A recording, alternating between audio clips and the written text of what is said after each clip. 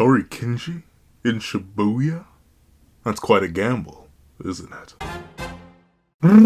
What's up guys, so here we are to do a breakdown / live reaction and discussion about Restless Gamblers. What if Hakari went to Shibuya? Now, this is a very, very interesting scenario. Notably, it's one that most likely just wouldn't happen based on how the Shibuya incident is structured and Hakari's role in the narrative, and it's something I think kind of can't happen if you try to keep Hakari scaling. You'd kind of have to downscale him, because notably Shibuya is very, very, very tightly written, and honestly, the results vary based on when you include Hakari in the narrative, whether you not like you bring him in earlier, you bring him in later. There's so many different complications and interesting factors that I'm very interested to see how Restless Gambler ends up tackling this bad boy. So I'm very, very excited. If you want to watch this video without my endless yapping, the link to the original description, the link to the original video will be linked in the description down below, along with the link to Restless Gambler's channel.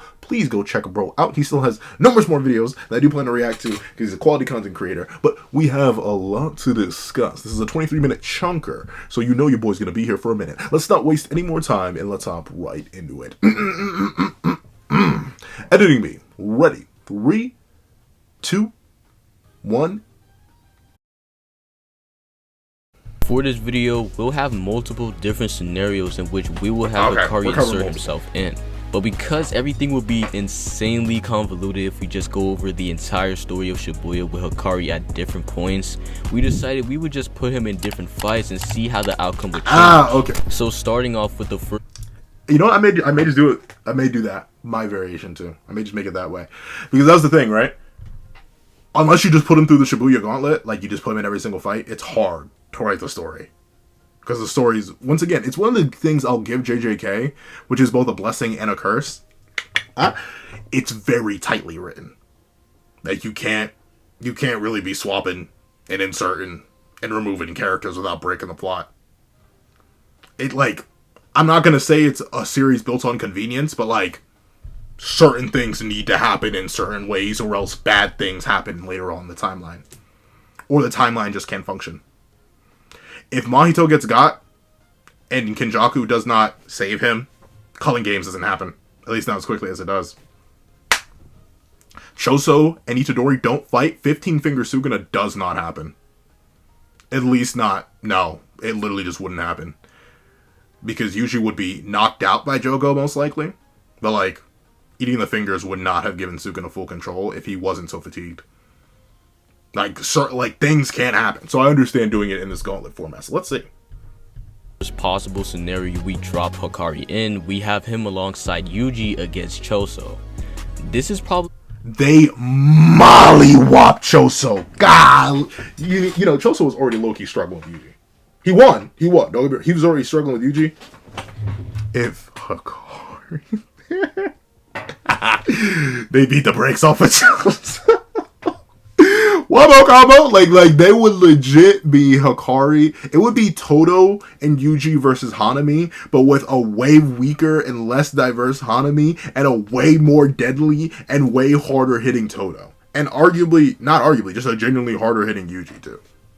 And they still got Mekamaru supporting them with the data banks on Choso and his ability. Bro, they are cooking that man. Let's see what they say though. I think they're cooking Choso. Let's see. The biggest mismatch of all the scenarios we're going to go over, because well, let's actually think about it. Let's say Yuji accidentally jumps into action as he did in the original, but next to him is Hakari this time. Now in the original story, Choso saw Yuji by himself and shot a piercing blood, but now seeing Yuji with someone else might make for a change of actions from Choso.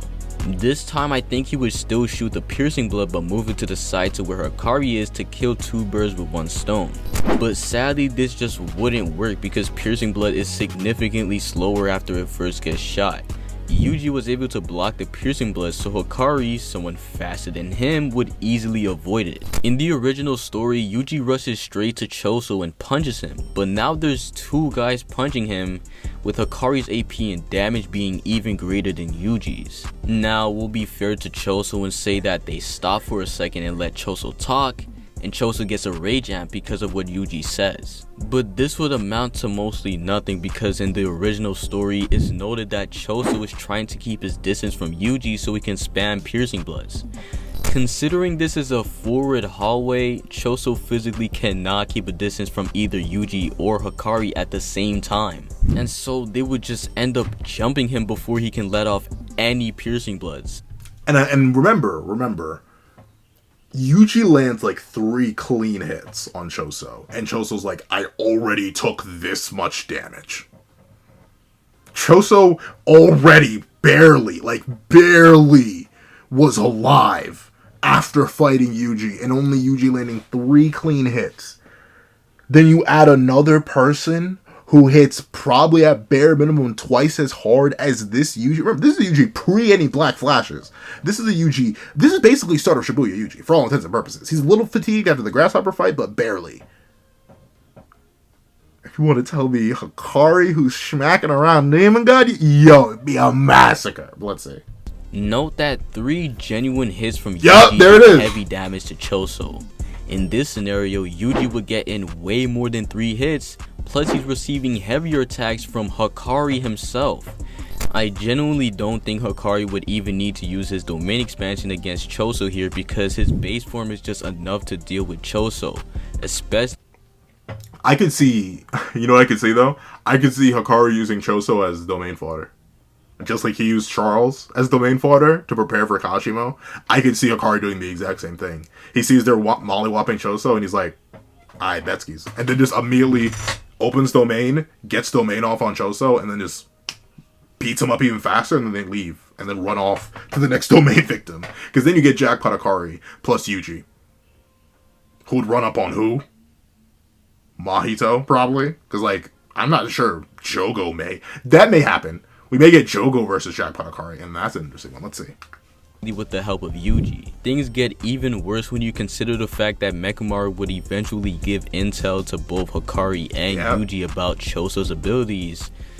Yeah, Choso gets stomped. The only thing I could think of that might help is if Choso somehow was able to get his blood inside Hakari, to which he would obviously be vulnerable to his poison.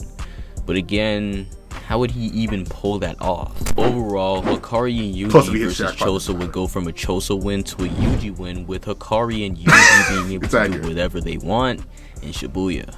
Now, after this fight took place, Naobito, Maki, and Nanami went to go fight Dagon. Before I talk about what would happen if we insert Hakari into there, I'll let Eternal Flame talk about what he thinks would happen if Hakari were to fight Jogo after Maki, Naobito, and Nanami were out of the picture. Imagine it like Hakari pulling up literally the moment after Jogo kills Naobito, and let's say the twins don't find Yuji yet, so Jogo wouldn't send Sukuna. And also, Toji already left the vicinity with Megami, so with that being said, that would have been an interesting matchup though. Toji versus Hakari. That's a fun one. Especially Shibuya Toji versus Hakari, the one without Soul Split. Ooh. Ooh. Especially if it's Jackpot. Ooh. Because if it's not Jackpot, Toji mollywops. But like, if it is Jackpot, Toji stalls, and then mollywops. Oh, it could be interesting. Let's see. Flame cook. Now, I'm not gonna lie. Hakari versus Jogo is a really bad matchup for Jogo. Because Jogo has a massive problem in a lot of fights, which is the fact that when he's fighting against a character that is actually able to hurt him, it does really bad. Because Jogo doesn't exactly have the best durability in all of Jujutsu Kaisen, having less durability than Hanami, who it's directly stated that Jogo would have died if he took all of the black flashes in Goodwill that Hanami took, as well as the playful cloud hits. Now you might be thinking, that's still an incredibly impressive thing to be able to survive, and that is an incredible impressive thing that they are able to survive. However, the important thing behind all of this is the simple fact that while Jogo is durable to survive that means they have less durability than Hanami, who Hanami is able to get hurt by post Black Flash landing Goodwill Yuji. That means all of the attacks that have... And no Black Flash Toto. Hakari is going to land on Jogo is going to do a lot of damage to him considering the fact Hanami directly says that that low level of attack is able to harm him, and Hakari scales massively above that level of attacks due to his feats and showings of being able to hurt that Yuji to begin with, who that Yuji is able to take attacks relative to, if not even stronger than himself by this point. Furthermore, even if it does end up going to a domain clash, Hakari's domain is really good in tug of wars, so he's more than likely to win, and that's going to go really, really bad for Jogo, because that means Jogo no longer has his curse technique and he has to start running. But the important thing about all of this is the fact that Hakari should scale relative in speed, or relative enough to the point where they're actually able to hurt Jogo to begin with. Now, the reason that I do say that they are relative in speed to begin with is purely because while I do think Naobito is faster than Naoya, I do not think it is that much of a speed discrepancy.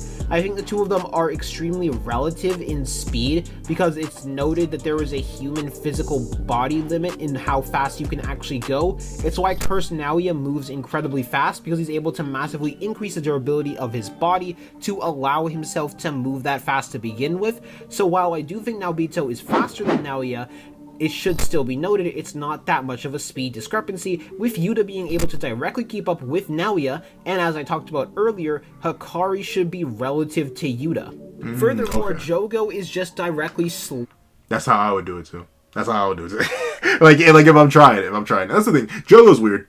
He's weird speed-wise. I'll admit. Because of the projection sorcerers.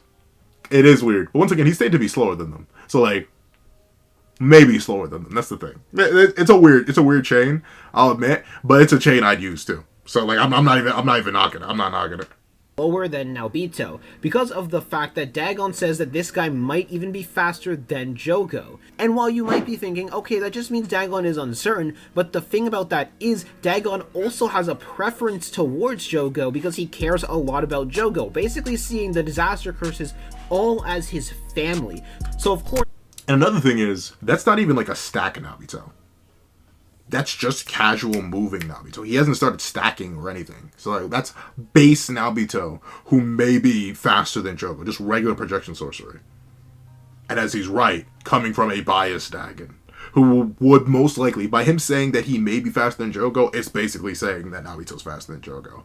And if Naobito and Naoya are most relative in their casual movement speed, and Yuta's able to dash evenly with that Naoya in base while casual and holding back on Yuji, and Hakari's meant to be relative to that Yuta in terms of overall stats, if not stronger, yeah. I see the vision. He would be more the only thing that causes issues with is like the Heavenly Restriction duo. Like, what about Maki and Toji, who supposedly are never faster than them? But then again, that goes to the stacking versus regular movement speed. Likely to be somewhat hesitant about this because he wouldn't want to just insult his own family like that.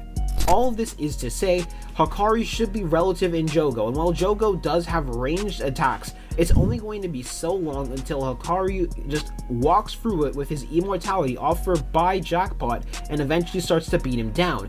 And even if Jogo manages to outlast the Jackpot, Hakari will just do it again until he lands it or runs Jogo out of cursed energy. Yeah, honestly, I don't see Jogo winning. The moment Hakari remotely gets pressed by Jogo in base, which I do think would happen, Hakari is pulling out the domain expansion. And like Flame said, Hakari's domain is actually super good when it comes to tug of wars. And so with that in mind, I don't think Jogo would just override his domain.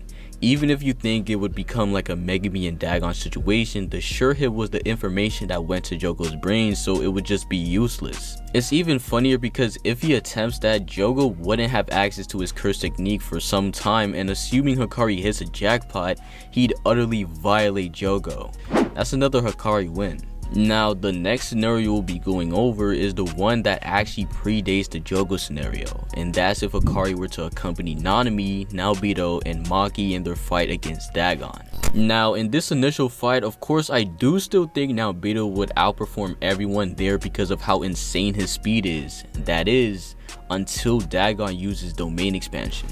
As soon as Dagon uses domain expansion, Hakari is using his. Yeah. Now, I feel like it's I feel like it would be super repetitive for me to just say, oh yeah, Hakari just takes over the domain. So we're gonna be a little bit nice to Dagon this time. So we'll say Hakari's domain would act like Megumi's would have, stopping the sure hit. This still actually changes a lot because this means Naobito never loses his arm and Nanami never loses most of his HP. Now here's where everything gets hectic. If Hakari is participating in the tug of war with Dagon, the sure hits of both shouldn't be able to go off. What this would mean is that Hakari's roll for a jackpot wouldn't begin, and if he doesn't spin for a jackpot, Hakari would be in the position of Megami and the rest of the squad would jump Dagon. The fight would continue just like it did outside of the domain, with Naobito absolutely violating Dagon, but with a little bit more trouble because he has his fish. But this all becomes funnier when you consider the fact that there's one person we haven't talked about yet. Toji. Megami. Oh, that's it. If Megami expands his domain expansion to enter Dagon's, what would commence is a three-way tug of war. Luckily for us, we actually saw what happens when 3 domains participate in a tug of war. They all collapse. So what we would see is Hakari, Megami, Naobito, Maki, and Nanami all jump Dagon outside of his domain. And so then Dagon would meet his quick demise. Naobito was already giving him work, adding Hakari into the mix would only make it worse. Now of course for like the 1000th time, this was all under the assumption that Hakari wouldn't just overtake Dagon's domain. If we actually give Hakari the win over his domain, which would likely happen under normal circumstances, Dagon is genuinely cooked. What we would see is Hakari rolling for a jackpot while Dagon, who doesn't have his curse technique by the way, getting jumped by Naobito, who again was already giving him the work, and the other two. Megami coming in wouldn't really matter because Hakari's sure hit is the rules of his domain, and so if Megami were to accidentally enter a tug of war with Hakari, Hakari would just still be spinning for a jackpot nonetheless and eventually get it. If the gang hadn't finished Dagon by then, jackpot Hakari definitely would've, and that leads to another W in Hakari's resume. Hakari versus Toji. But what the gang wasn't ready for was the one who left it all behind and his overwhelming intensity. Now that Dagon is exercised, Toji would target Hakari rather than Megami. So we have Jackpot Hakari, Megami, Naobito, Nanami, and Maki versus Toji. Luckily for us, it just so happens that one of these sorcerers fought Toji head on in the original story, and he almost got a hit in. Now, Megami is definitely a skilled fighter to be able to even fathom hitting Toji. But imagine those thoughts along with 2 other seasoned grade 1s with tons and tons more experience than him and a special grade level combatant with him. That would be super hard for Toji to beat with just pure physical prowess. And so even without Megami's help, Hakari should be fighting on par with Toji, but with the help of the other sorcerers, a plan would come about and Toji would just fall victim to the sorcerers. Hakari being the heaviest hitter of the... I'm something of a Toji glazer myself, you know. But I do think that's the thing. If Hakari has jackpot, then I think he does win the stamina battle against Shibuya Toji. Because, like, unless Toji, like, victimizes everybody else, and then Hakari has no one else to re-up jackpots with, because it wouldn't work on Toji, like, yeah, jackpot Hakari would outlast. Because there's no way to do permanent damage to him. Or even, like, serious lasting damage. I don't think Hakari's falling to playful cloud hits, even if Toji sharpened them. I don't think that Toji would be able to do all that against an immortal Hakari. I just don't. Even as the mightiest Toji glazer this side of the Mississippi, I don't think I can give Toji the win. Because that's like 5 whole people jumping him. And that's Jackpot Hakari mainly. And Toji would be mainly targeting Jackpot Hakari too. That's the thing. Toji wouldn't think to wipe the other ones. And worse comes to worse, Hakari just uses the others for domain fodder.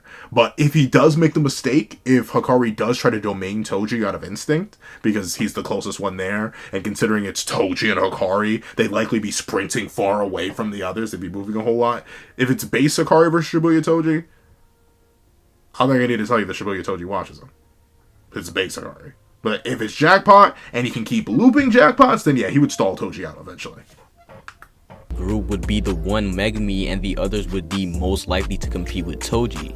Toji massively outscales Maki, Nanami, and Megami in speed and almost directly scales above Naobito. I say this because Maki, when she becomes fully realized, reached speeds so insanely high that Naoya, who's implied to be faster than Naobito with his newly cursed spirit body, couldn't even touch her. This Maki is equal to Toji, and so Naobito, again under normal circumstances, wouldn't be able to even touch him. I do think Jackpot Hakari, however, is fast enough to keep up with Toji, mostly because of his feats reacting to lightning. To put it into more simple... Admittedly, I'm a firm believer that Magi and Toji are much faster than Jackpot Hakari. I just think the immortality low-key carries, bro. But that's the Maki meat muncher and the Toji toe taster in me. That's me, though. Mainly because, like, Hakari reacts to lightning one time. One time. Every other time he doesn't react to it. And if anything, there are arguments that I've seen that shows that Hakari doesn't even react to that lightning. Like, he just gets lucky. Like, it was aiming for his shoulder regardless. It ended up aiming for his hand, not his head. Because it's kind of an outlier, because he never reacts to the lightning again. But to be fair, the lightning comes from much closer range, and or from behind him half the time. And unlike Maki and Toji, he doesn't have precog. So I can see the vision. Though personally, if we're just talking speed, band for band, I'd give Toji and Maki a massive edge. Because admittedly, the whole Yuta and Hakari being relative in speed to Naobito and Naoya is kind of shaky. Once again, because Naobito was the fastest sorcerer, and even Naobito is massively slower than Kusunoya, and by the time Maki becomes equal to Prime Toji, she's massively above Kusunoya with her precog and speed. So, like, I'll give it though. The Hakari hyper in me is like, we'll leave it be. So I'll leave it be at that. Terms, Megami, who was getting absolutely blissed by Toji, was able to almost impale him with a plan he came up with on the spot. Replace Megami with someone who already is fast enough to keep up with Toji, and I don't see Toji winning. Yeah, and admittedly, I always take this as an outlier. I always take this as Toji, like, already recognizing Megami. In my own head. That's how I always rationalize it. I don't think Toji was ever actually trying to get Megami up out of here. Mainly because it just makes no sense. Like, you mean to tell me this ultra mega omega crazy fatigued Megami managed to keep up with and survive an encounter with the strongest variation of Toji we've seen on panel? Really? Make it make sense. I don't know. I don't see it that way, but I can understand. A lot of people use this fight to downplay Toji. And that's fine. Once again, for the sake of Hakari, yeah. I believe Hakari can win. Once again, against this Toji. Are there Tojis though?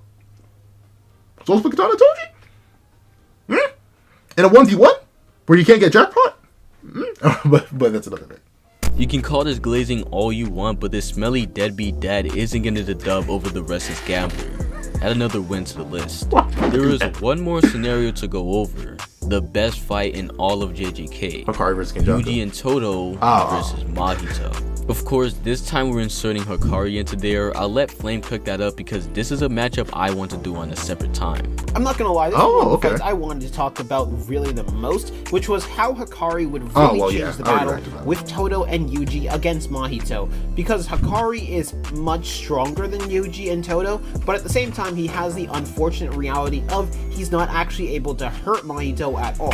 Hakari is not able to attack the soul no matter what. So it doesn't matter how hard Hakari's hits are, it's the fact that he can't actually attack the soul. However, this does open up quite a few things for the group to have immediately on their side, especially because I believe Hakari would immediately start out the battle using a domain expansion because they're up against a special grade curse spirit, disaster curse, Mahito. Someone who they know directly has the capability to one-shot several souls if they're able to touch them and they are not strong enough. So Hakari will know that he will need to activate his domain expansion and land a jackpot near immediately, and considering it's very in character for Hakari to land a jackpot, it won't take long at all for Hakari to land a jackpot. Now, some of you guys might be saying, wouldn't Mahito just counter domain? And first I'm going to go over why Mahito would most definitely not use his domain yet, and more importantly, why Mahito using his domain would be completely and absolutely irrelevant.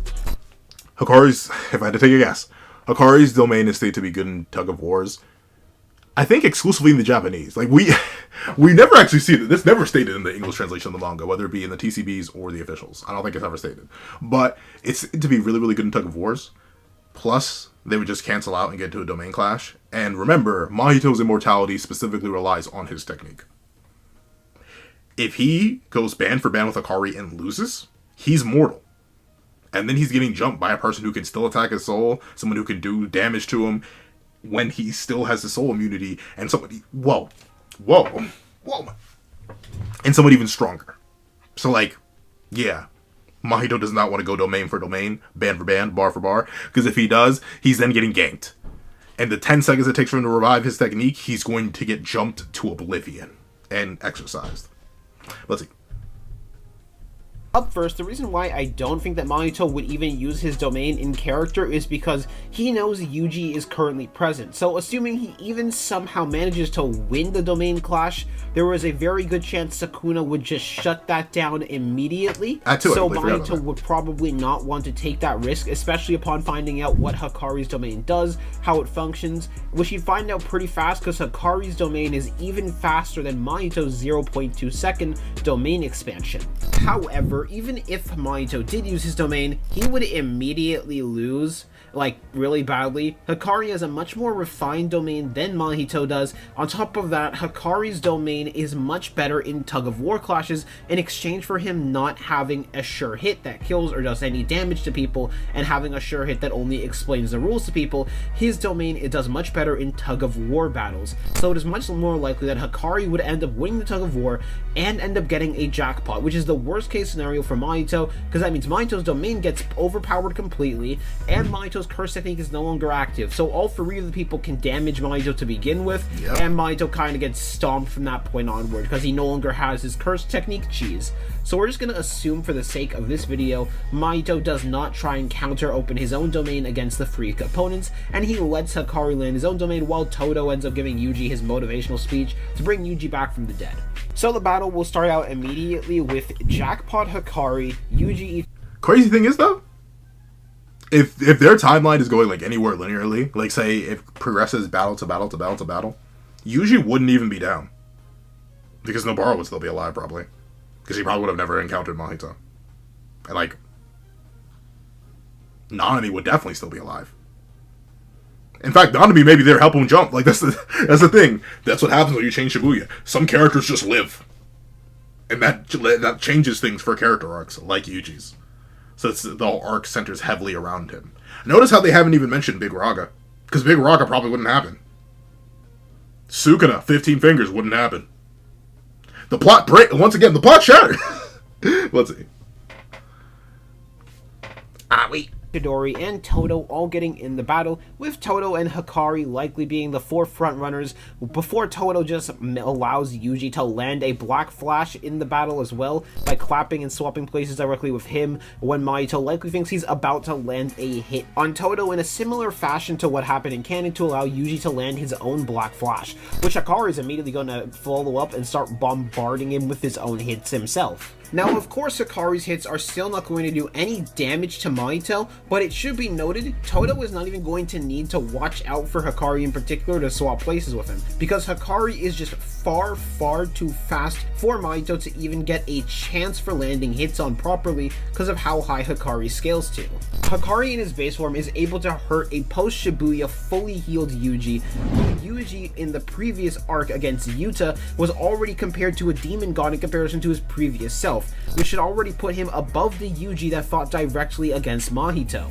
So these punches are going to definitely knock Mahito back. Furthermore, Todo, who was already overwhelming Mahito with Yuji in the original fight, is also going to be there, clapping repeatedly, swapping places with Yuji, and making even more pressure to allow Yuji to get more and more hits in to eventually put Mahito down. I can see it being likely Mahito tries to use his 0.2 second domain expansion even faster than he does in canon, but even then, that doesn't really matter. The way that Nanami was able to resist against Mahito's idol transfiguration was because his massive amount of curse energy and curse energy mastery allowed him to subconsciously make some of his curse energy defend against idol transfiguration, making it so Mahito would require more than one touch. And considering the massive amount of Hakari's cursed energy he gets, there's a pretty good chance Mahito is not even going to be able to touch him, but even if he does, unlike Todo, Hakari can literally just cut off the hand and regrow it in an instant. So Hakari is still going to have all of that good curse energy. To be fair, if Mahito does affect Hakari's soul, he would not be able to regen that. Well, maybe. Once again, we don't know how high level Hakari's soul is. But remember, Mahito doesn't actually damage the soul, he changes the shape of it. Meaning if he changes Hakari's hand to an exploding hand and it actually works, and he doesn't like kind of RCT/CE bulk through it, his hand would just consistently regenerate just to explode. Because his soul would be permanently shaped like that. So that's the one thing. That's like the one I remember in the Hakari versus Mahito video that I reacted to from Restless Gambler. He and I, that was like the one thing we were like, if it happens, Hakari's cooked in terms of losing that hand again. And then once he loses that hand, he wouldn't be able to perform the hand sign. Then it'd be base Hakari versus Mahito, and Hakari would eventually lose to another domain. But let's see.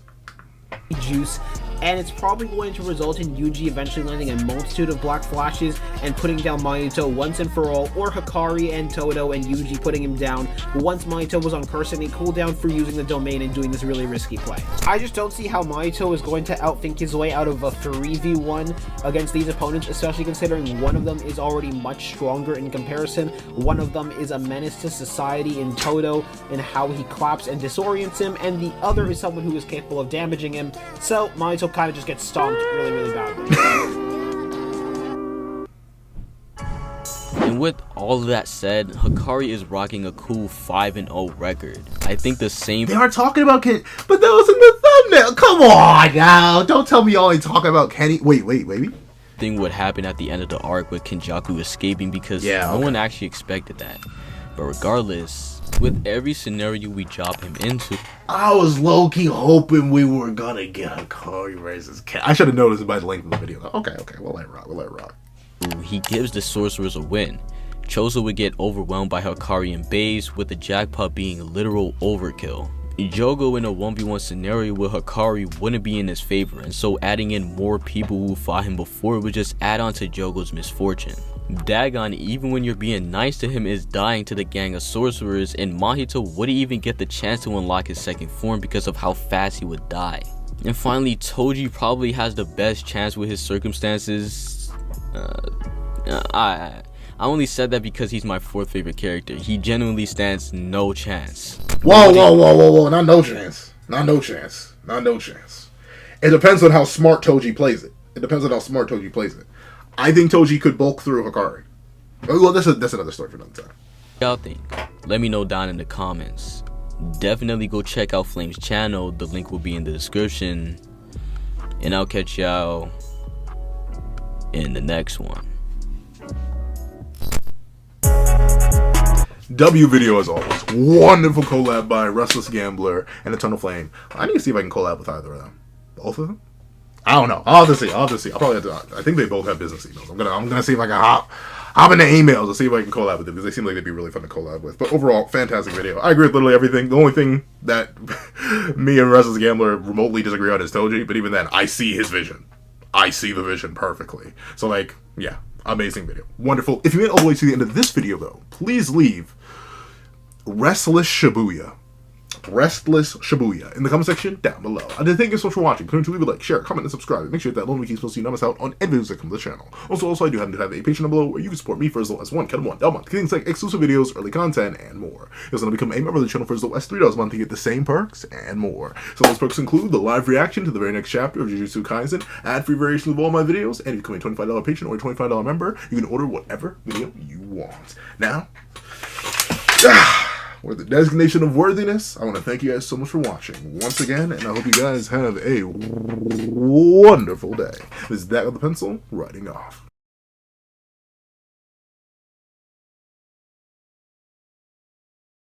I'd like to give a thank you to our $3 members: Connor Plays, Greyhound, Kids Void, Astro, Red Wolf 4765, and Eternal Flame. I'd like to give another thank you to our $5 patrons: Victor, Steron, Sean, RNG Master, Midnight Lord 21, Metal Solid Crisis, Kevin, Igneel, and EHack1. And I'd like to give a gargantuan thank you to our $7 members: Autumn Mornings Lazo and Jan Tomaz. And I'd like to give another juicy old thank you to our $10 member, Jay Warrior. I'd like to give a gargantuan thank you to our two $10 patrons, Joaquin and Idem Okami. And I'd like to give another sloppy thank you to our thank you to our $25 member, Alex Ice Rose. And I'd like to give a juicy gargantuan thank you to our $25 patron, Winter. Another fantastic next level thank you to our $25 patron, China Doll 09, and a final gargantuan thank you to our $25 patron, Calvin Elder.